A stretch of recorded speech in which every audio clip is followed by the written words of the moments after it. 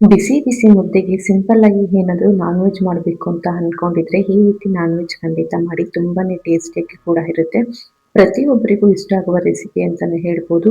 ಬನ್ನಿ ಹಾಗಾದ್ರೆ ತುಂಬಾನೇ ರುಚಿಯಾಗಿರುವಂತಹ ಮುದ್ದೆ ಜೊತೆಗಾಗಲಿ ಅಥವಾ ಅನ್ನ ಜೊತೆಗಾಗಲಿ ಅಥವಾ ಚಪಾತಿಗೂ ಕೂಡ ಸರ್ವ್ ಮಾಡ್ಕೊಂಡು ತಿನ್ಬೋದು. ತುಂಬಾನೇ ಸಖತ್ತಾಗಿ ಕೂಡ ಇರುತ್ತೆ.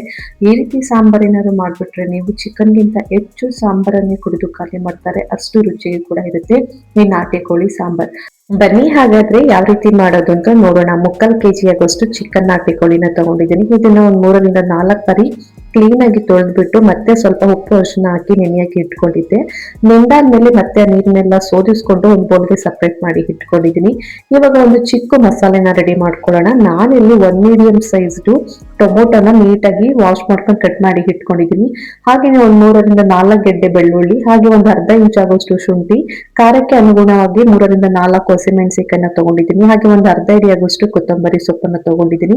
2 ಮೀಡಿಯಂ ಸೈಜ್ ಈರುಳ್ಳಿನ ಇದರ ಸ್ಲೈಸ್ ಆಗಿ ಕಟ್ ಮಾಡಿ ತಗೊಂಡಿದ್ದೀನಿ. ಒಂದು ಅರ್ಧ ಕಪ್ ಆಗೋಷ್ಟು ತೆಂಗಿನಕಾಯಿ ತಗೊಂಡಿದ್ದೀನಿ. ಹಾಗೇನೆ ಇಲ್ಲಿ 1 ಇಂಚ್ ಆಗೋಷ್ಟು ಚಕ್ಕೆ ತಗೊಂಡಿದ್ದೀನಿ. 1 ಟೇಬಲ್ ಸ್ಪೂನ್ ಮೆಣಸು, ಹಾಗೆ 1 ಟೇಬಲ್ ಸ್ಪೂನ್ ಆಗೋಷ್ಟು ಗಸಗಸೆ, ಒಂದು 8 ರಿಂದ 9 ಲವಂಗ ತಗೊಂಡಿದ್ದೀನಿ. ಇದನ್ನೆಲ್ಲ ಒಂದು ಮಿಕ್ಸಿ ಜಾರಿಗೆ ಹಾಕೊಂಡು ಸಣ್ಣದಾಗಿ ಪೇಸ್ಟ್ ಮಾಡ್ಕೊಂಡು ಬರ್ಬೇಕಾಗುತ್ತೆ. ನೋಡಿ, ಇಷ್ಟು ನುಣ್ಣಗೆ ರುಬ್ಕೊಂಡ್ರೆ ಸಾಕಾಗುತ್ತೆ. ಇವಾಗ ಇದನ್ನ ಪೇಸ್ಟ್ ರೆಡಿ ಆಗಿದೆ. ಪಕ್ಕಕ್ಕೆ ಇಟ್ಟು ಗ್ಯಾಸ್ ಆನ್ ಮಾಡಿ ಒಂದು ಕಡಾಯಿನ ಬಿಸಿ ಮಾಡಕ್ಕೆ ಇಟ್ಕೊಂಡಿದ್ದೀನಿ. ಕಡಾಯಿ ಬಿಸಿಯಾಗಿದ ನಂತರ ಒಂದ್ 2 ಟೇಬಲ್ ಸ್ಪೂನ್ ಆಗೋಷ್ಟು ನಾನು ಎಣ್ಣೆನ ಹಾಕೊಂಡಿದ್ದೀನಿ. ಎಣ್ಣೆ ಬಿಸಿಯಾಗಿದ ನಂತರ 1 ಮೀಡಿಯಂ ಸೈಜ್ ಈರುಳ್ಳಿನ ಈ ತರ ಸ್ಲೈಸ್ ಆಗಿ ಕಟ್ ಮಾಡಿ ಹಾಕೊಳ್ತಾ ಇದ್ದೀನಿ. ಎಣ್ಣೆ ಏನು ಈ ಸಾಂಬಾರಿಗೆ ಜಾಸ್ತಿ ಏನು ಬೇಕಾಗಿರಲ್ಲ, ಒಂದ್ 2 ಟೇಬಲ್ ಸ್ಪೂನ್ ಹಾಕೊಂಡ್ರೆ ಸಾಕಾಗುತ್ತೆ. ನಾಟಿ ಕೋಳಿ ಸಾಂಬಾರಿಗೆ ಜಾಸ್ತಿ ಎಣ್ಣೆ ಏನು ಬೇಕಾಗಿರಲ್ಲ, ಯಾಕಂದ್ರೆ ಅದರಲ್ಲಿ ಸ್ವಲ್ಪ ಕೊಬ್ಬಿನ ಅಂಶ ಜಾಸ್ತಿ ಇರುತ್ತಲ್ವಾ, ಅದ್ರಲ್ಲೇ ಎಣ್ಣೆ ಬಿಟ್ಕೊಡುತ್ತೆ. ಹಾಗಾಗಿ ನಾನಿಲ್ಲಿ ಒಂದ್ 2 ಟೇಬಲ್ ಸ್ಪೂನ್ ಆಗೋಷ್ಟು ಎಣ್ಣೆ ಹಾಕೊಂಡಿದ್ದೀನಿ ಅಷ್ಟೇ. ಈರುಳ್ಳಿ ಸ್ವಲ್ಪ ಕಂದು ಬಣ್ಣ ಬರಗಂಟ ಫ್ರೈ ಮಾಡ್ಕೋಬೇಕಾಗುತ್ತೆ. ನೋಡಿ, ಇಷ್ಟು ಫ್ರೈ ಆದ್ರೆ ಸಾಕು. ಮತ್ತೆ ನಾನು ಒಂದ್ 3 ರಿಂದ 4 ಹಸಿಮೆಣಸಿನಕಾಯಿನ ಕಟ್ ಮಾಡಿ ಹಾಕೊಳ್ತಾ ಇದ್ದೀನಿ. ಒಂದು ಚಿಕ್ಕ ಗಾತ್ರದ ಮೀಡಿಯಂ ಸೈಜ್ ಟೊಮೊಟೊನ ಅದನ್ನು ಕೂಡ ಈ ತರ ಚಿಕ್ಕದಾಗಿ ಕಟ್ ಮಾಡಿ ಹಾಕೊಳ್ತಾ ಇದ್ದೀನಿ. 1 ಟೇಬಲ್ ಸ್ಪೂನ್ ಆಗೋಷ್ಟು ನಾನು ಇಲ್ಲಿ ಶುಂಠಿ ಬೆಳ್ಳುಳ್ಳಿ ಪೇಸ್ಟ್ ಅನ್ನ ಹಾಕೊಳ್ತಾ ಇದ್ದೀನಿ. ಇವೆಲ್ಲನೂ ಕೂಡ ಹಸಿ ಸ್ಮೆಲ್ ಎಲ್ಲ ಹೋಗ್ಬೇಕು. ಆ ರೀತಿ ಇವಾಗ ಎಣ್ಣೆಲಿ ಈ ರೀತಿ ಫ್ರೈ ಮಾಡ್ಕೋಬೇಕಾಗುತ್ತೆ.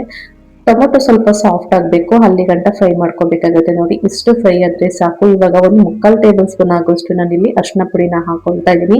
ಅರಿಶಿನ ಪುಡಿನೂ ಕೂಡ ಎಣ್ಣೆಯಲ್ಲಿ ಈ ತರ ಕ್ಲೀನ್ ಆಗಿ ಫ್ರೈ ಮಾಡ್ಕೋಬೇಕಾಗುತ್ತೆ. ನೋಡಿ, ಈ ತರ ಇಷ್ಟು ಫ್ರೈ ಆದ್ರೆ ಸಾಕು. ಇವಾಗ ನೆಕ್ಸ್ಟ್ ನಾವು ಮಸಾಲೆನ ರುಬ್ಬಿ ಇಟ್ಕೊಂಡಿದೀವಲ್ಲ, ಆ ಮಸಾಲೆನ ನಾನಿಲ್ಲಿ ಒಂದ್ ಅರ್ಧ ಸೌಟ್ ಆಗೋಷ್ಟು ಹಸಿ ಮಸಾಲೆನ ಹಾಕೊಳ್ತಾ ಇದ್ದೀನಿ. ಈ ತರ ಹಾಕಿ ಮಾಡೋದ್ರಿಂದ ಸಾಂಬಾರ್ ಟೇಸ್ಟ್ ತುಂಬಾನೇ ರುಚಿಗೆ ಕೂಡ ಇರುತ್ತೆ. ಚಿಕನ್ಗೆಲ್ಲ ಉಪ್ಪು ಖಾರ ಎಲ್ಲ ಚೆನ್ನಾಗಿ ಕೂಡ ಹಿಡಿದಿರುತ್ತೆ.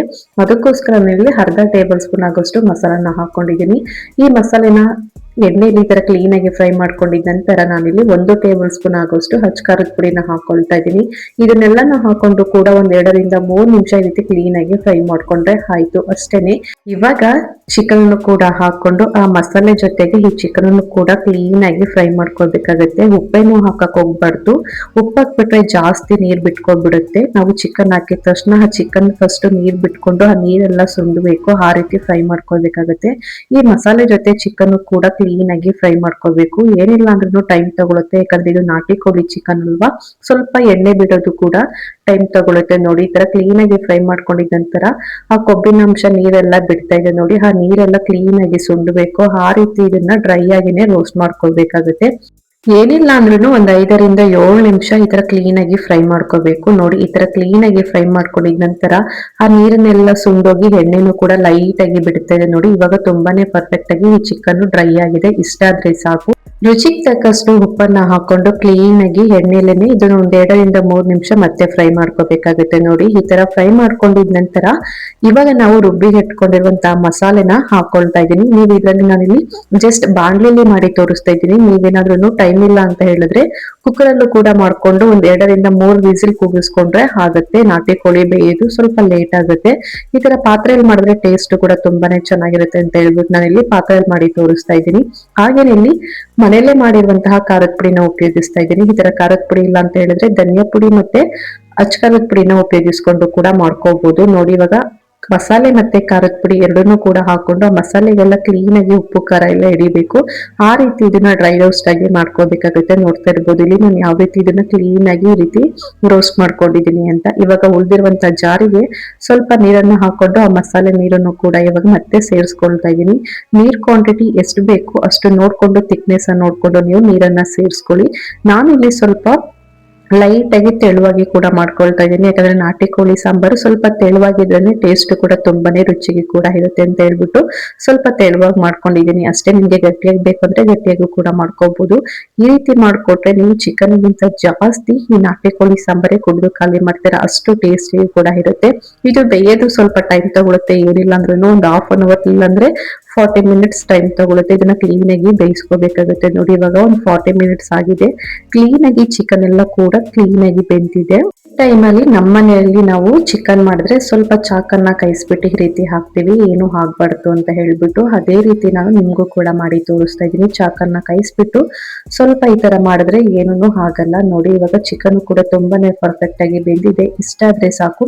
ಲಾಸ್ಟ್ ಅಲ್ಲಿ ಒಂದ್ಸಲಿ ಉಪ್ಪು ಖಾರ ಏನಾದ್ರು ಚೆಕ್ ಮಾಡ್ಕೊಳ್ಳಿ. ಈ ಟೈಮಲ್ಲಿ ಏನಾದ್ರು ಬೇಕಂದ್ರೆ ಆಡ್ ಮಾಡ್ಕೊಳ್ಳಿ. ನನಗಂತೂ ತುಂಬಾನೇ ಪರ್ಫೆಕ್ಟ್ ಆಗಿ ಚಿಕನ್ ಸಾಂಬಾರ್ ರೆಡಿ ಆಗಿದೆ. ಲಾಸ್ಟ್ ಅಲ್ಲಿ ನಾನು 1 ಕಪ್ ಆಗುವಷ್ಟು ಕೊತ್ತಂಬರಿ ಸೊಪ್ಪನ್ನ ನೀಟಾಗಿ ವಾಶ್ ಮಾಡ್ಕೊಂಡು ಚಿಕ್ಕದಾಗಿ ಕಟ್ ಮಾಡ್ಕೊಂಡು ಹಾಕೊಳ್ತಾ ಇದ್ದೀನಿ. ಈ ಕೊತ್ತಂಬರಿ ಸೊಪ್ಪು ಹಾಕಿದ ನಂತರ ಒಂದ್ಸಲ ಕ್ಲೀನ್ ಆಗಿ ಮಿಕ್ಸ್ ಮಾಡ್ಕೊಂಡ್ರೆ ಆಯ್ತು, ನಾಟಿ ಕೋಳಿ ಸಾಂಬಾರ್ ರೆಡಿ ಆಗುತ್ತೆ. ಇವಾಗ ಸ್ಟವ್ ಅನ್ನ ಆಫ್ ಮಾಡ್ಕೊಂಡು ಬಿಸಿ ಬಿಸಿ ಇರುವಾಗ್ಲೇನೆ ಇದನ್ನ ಒಂದು ಪ್ಲೇಟ್ಗೆ ಹಾಗೇನು ಕೂಡ ತಿನ್ಕೊಬಿಡ್ಬೋದು, ಅಷ್ಟು ಟೇಸ್ಟಿ ಕೂಡ ಇರುತ್ತೆ.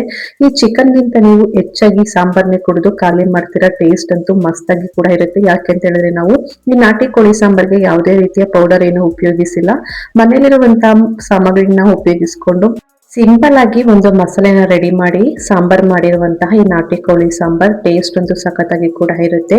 ಬಿಸಿ ಬಿಸಿ ಇರ್ಬೇಕಾದ್ರೇನೆ ಈ ಮುದ್ದೆ ಜೊತೆಗೆ ಹಾಕೊಂಡು ಸರ್ವ್ ಮಾಡ್ಕೊಂಡು ತಿಂತಾ ಇದ್ರೆ ಟೇಸ್ಟ್ ಅಂತೂ ಬೊಂಬಾಟಾಗಿ ಕೂಡ ಇರುತ್ತೆ. ನಾನ್ ವೆಜ್ ಯಾರು ತುಂಬಾನೇ ಇಷ್ಟಪಡ್ತಾರೋ ಅಂತವ್ರಿಗೆ ಈ ರೀತಿ ನಾಟಿ ಕೋಳಿ ಸಾಂಬಾರ್ನ ಮಾಡ್ಕೊಡಿ. ಟೇಸ್ಟ್ ಅಂತೂ ತುಂಬಾನೇ ಸಖತ್ತಾಗಿ ಕೂಡ ಇರುತ್ತೆ. ಸೊ ನೀವು ಕೂಡ ಇವತ್ತೇ ಮನೆಯಲ್ಲಿ ಟ್ರೈ ಮಾಡಿ ನೋಡಿ, ಯಾವ ರೀತಿ ಬಂತು ಅಂತ ಮರೆಯದೇ ಕಮೆಂಟ್ ಮೂಲಕ ತಿಳಿಸಿ. ಈ ವಿಡಿಯೋ ಇಷ್ಟ ಆದ್ರೆ ಒಂದು ಲೈಕ್ ಮಾಡಿ, ಶೇರ್ ಮಾಡಿ, ಕಮೆಂಟ್ ಮಾಡಿ. ಹಾಗೆ ನಿಮ್ಮ ಫ್ಯಾಮಿಲಿಗೂ ಫ್ರೆಂಡ್ಸಿಗೂ ಈ ವಿಡಿಯೋನ ಹೆಚ್ಚೆಚ್ಚು ಶೇರ್ ಮಾಡಿ. Thank you.